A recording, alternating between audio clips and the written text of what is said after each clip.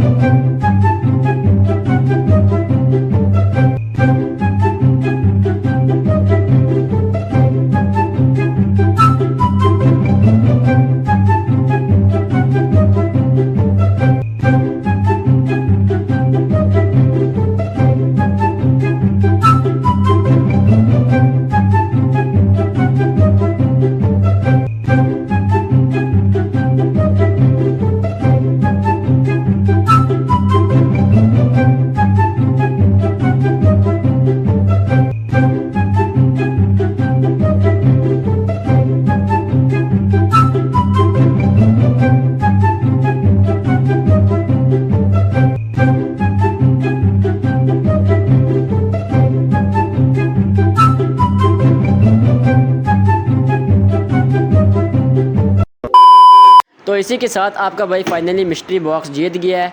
अभी आपको दिखाते हैं कि मिस्ट्री बॉक्स के अंदर क्या क्या है।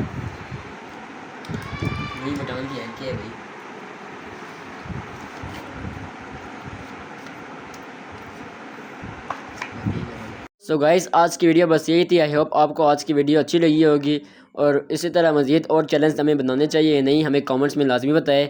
और बाकी आपको कौन सा पार्ट अच्छा लगा कमेंट्स में लाजमी बताना। तो मिलते हैं आपको नेक्स्ट वीडियो में, तब तक के लिए अपना ख्याल रखिएगा। तो जीत गया आपका भाई।